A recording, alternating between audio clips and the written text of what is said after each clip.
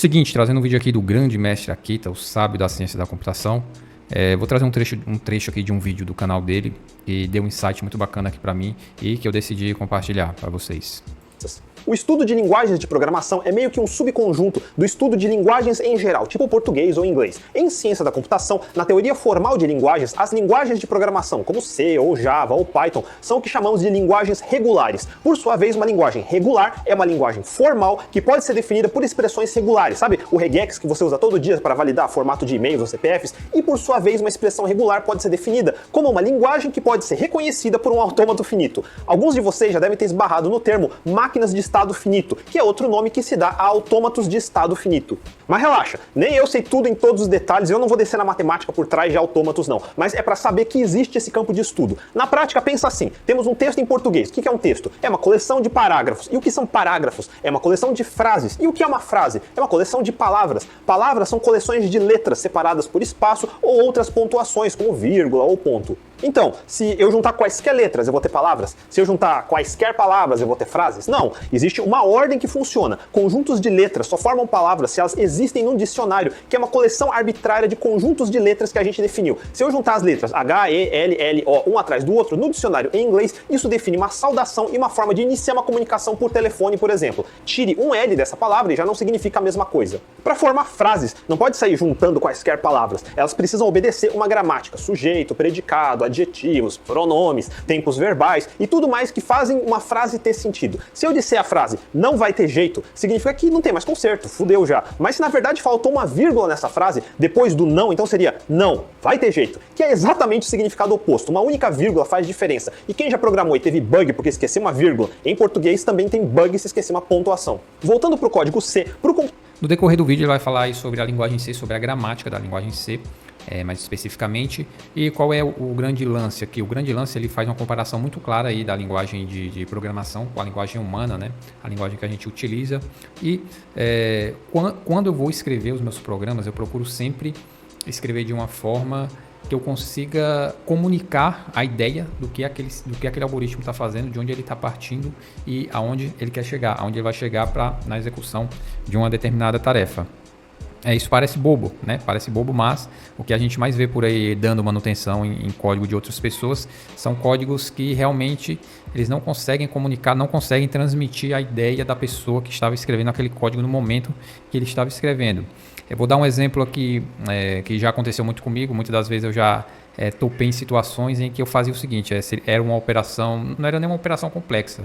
Era uma operação que envolvia tantas variáveis externas que às vezes era um pouco difícil juntar tudo numa ideia coesa. O que é que eu fazia nessas situações? Eu escrevia lá em português, no bloco de notas, no próprio código, no próprio arquivo do sistema, no comentário.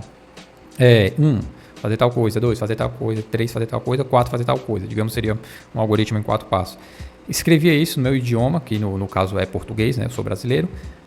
Mas quando eu ia escrever o meu programa, obviamente eu iria escrever em inglês, e eu tentava escrever o meu algoritmo, minha função, minha classe, o mais próximo possível daquilo que eu escrevi em português. Para que isso? Primeiramente, para que outra pessoa que venha dar manutenção naquele código consiga, de certa forma, bater o olho e conseguir entender, sem muito esforço, de onde aquele código estava indo, para onde ele estava indo e qual era o objetivo daquele código, né?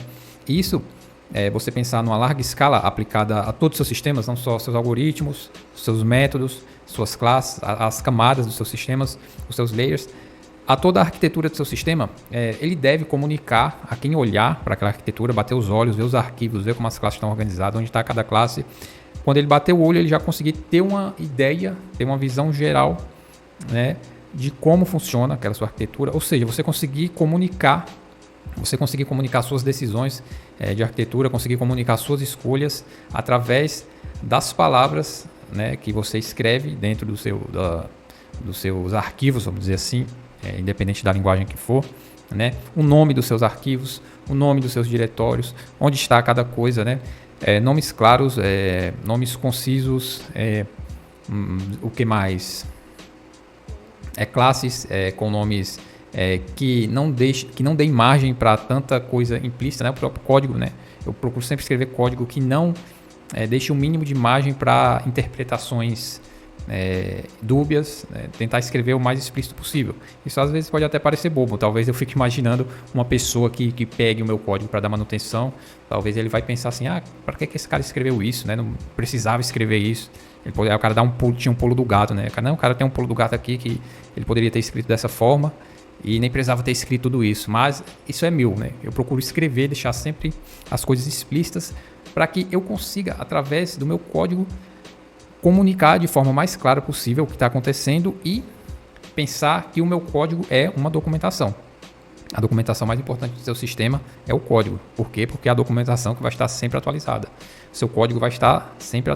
Seu código é uma documentação que vai estar 100% atualizada com o seu sistema, né? Ou seja, quando outro programador começar a ler o meu código, começar a ver os meus arquivos, começar a ver ele vai entender as decisões que eu tomei, né?